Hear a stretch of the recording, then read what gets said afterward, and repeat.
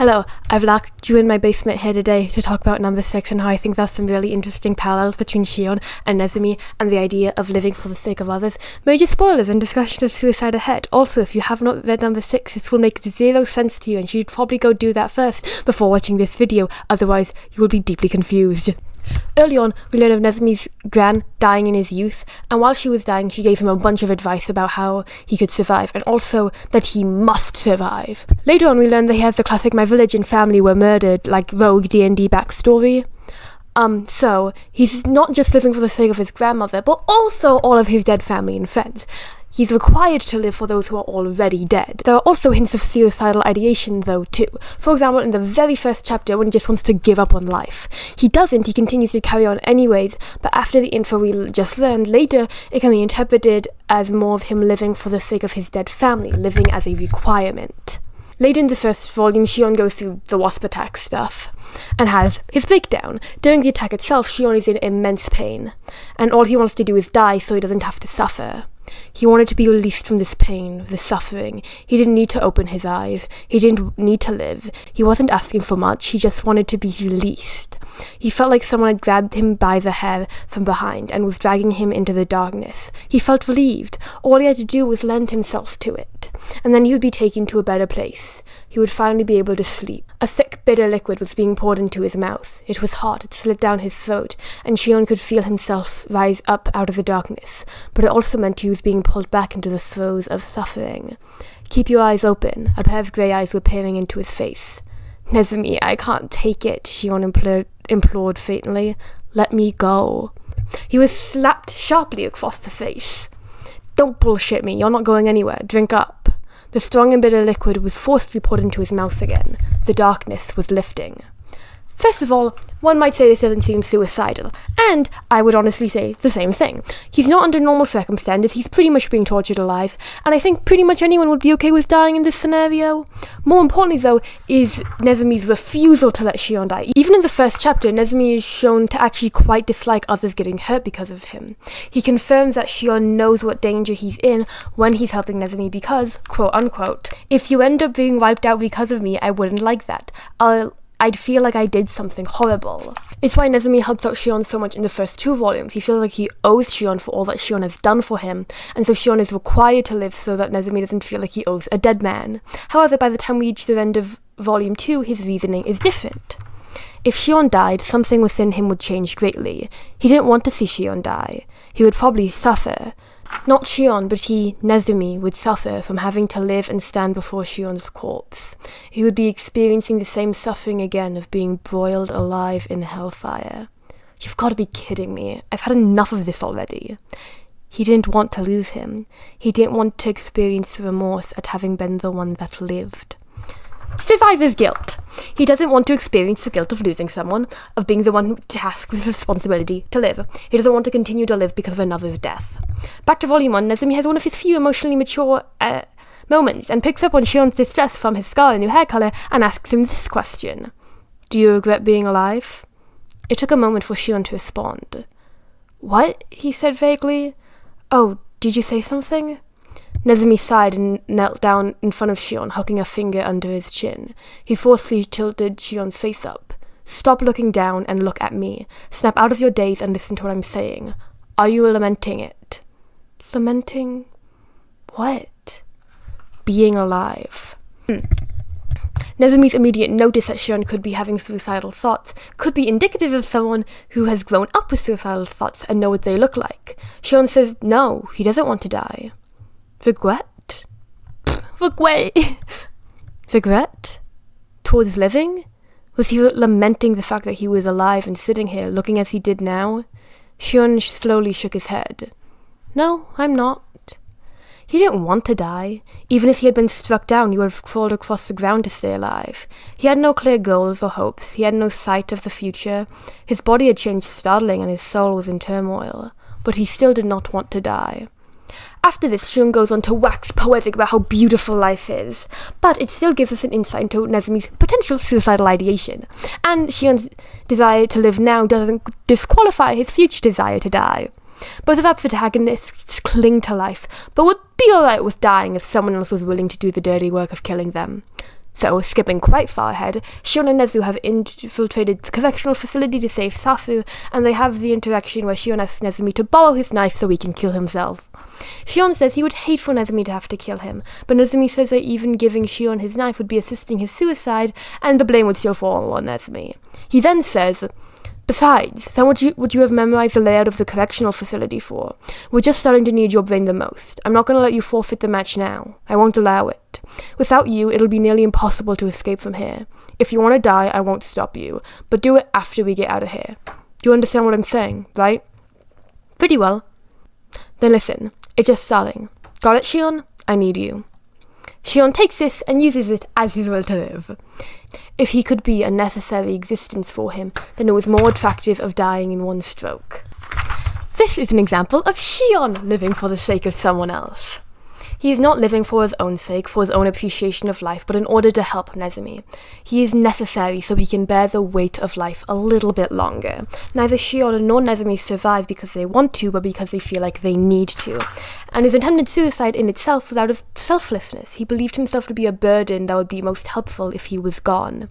In the same chapter, we get this thought from Shion. "Someday, I'll return the favor.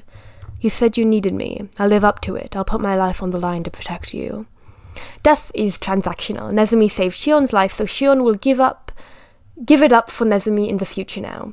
It's almost like Shion thinks Nezumi now owns his life.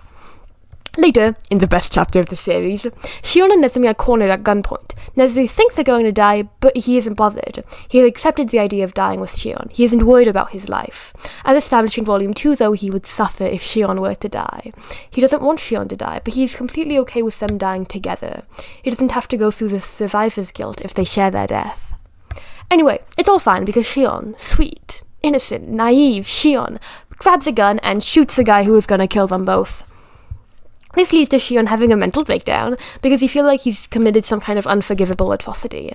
So he tries to kill himself with the gun he used to kill their attacker. He puts his life on the line to save Nezumi. He protected Nezumi, and it led to his attempted suicide. Nezumi responds in one of the only ways he knows how, which is violence. Earlier, he said he wouldn't stop Shion if he attempted suicide, but the implication is that that only applies once they've left the correctional facility. They're still there. Remember Nezumi's potential suicidal ideation from earlier? I think that explains a lot of his dialogue here, like the description of suicide.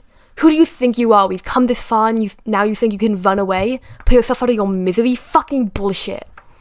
Nezu is someone who has probably considered suicide and wanted death before, but he hasn't had the right to. He's been required to live for other people, and he never had the chance to end his misery, so he feels abandoned by Shion trying to do the same thing.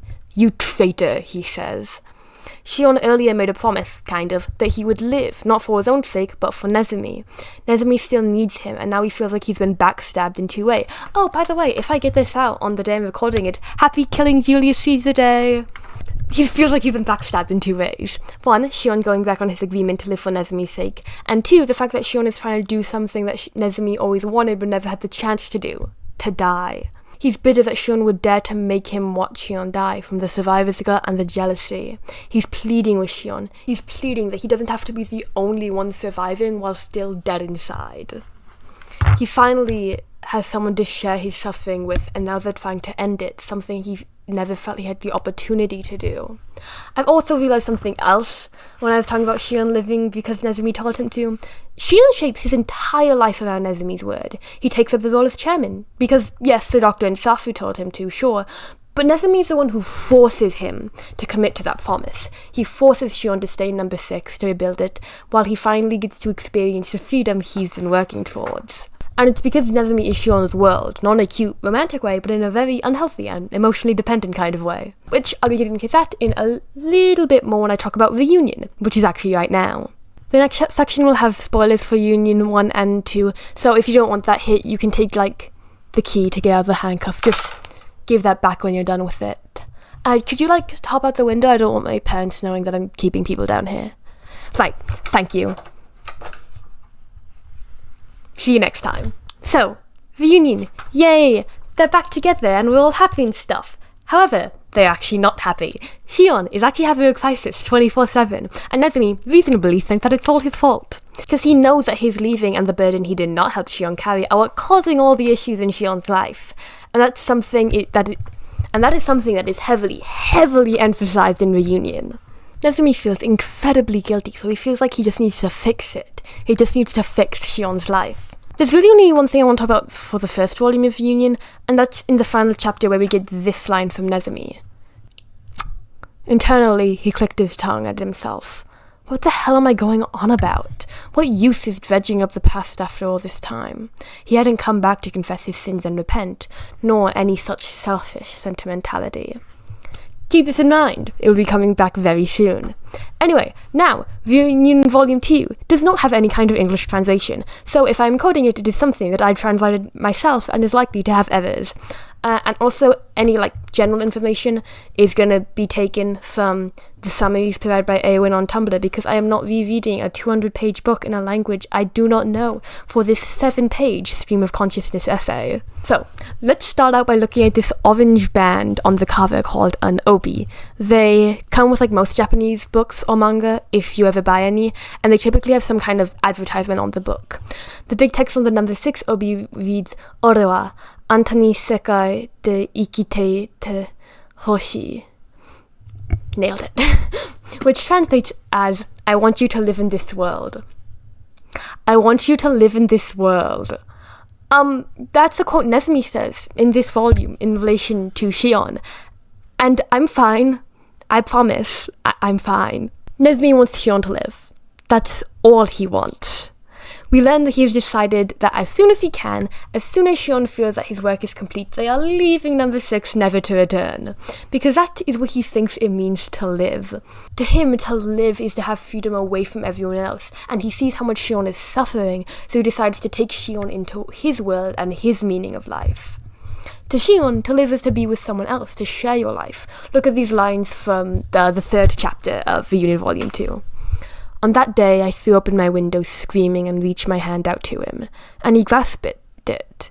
He grasped it and got deeply inside me, deep into my very soul. Isn't seeking, desiring, and longing for him proof that I'm human? I can't live without another, without you. That simple and sincere confession was proof of his humanity. And a little while later, I can't live without another, without you. It's really true. When you left my side, I lost half of my world. The fact that you were still alive somewhere kept the other half intact. What would happen to me if you were to completely disappear? Would I lose this entire world? Would I turn into a monster, devouring everything in it?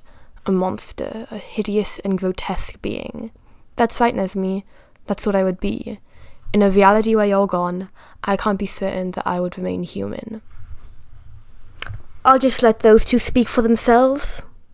Anyway, so, they both have their own definition of life, and now they are no longer living purely for the sake of others, but also sharing their lives together. Thing is, Shion wants to live because he's super duper in love, but Nezumi has different reasons. He wants Shion to live, period. And he thinks them living together will help Shion live. Refer to my last point about Shion being super duper in love. He says that he hasn't come to repent his sins or anything, but he still wants to fix his sins. Restorative justice and all that jazz.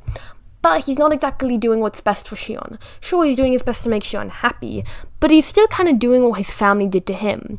You have to live because I want you to. I will make sure you live.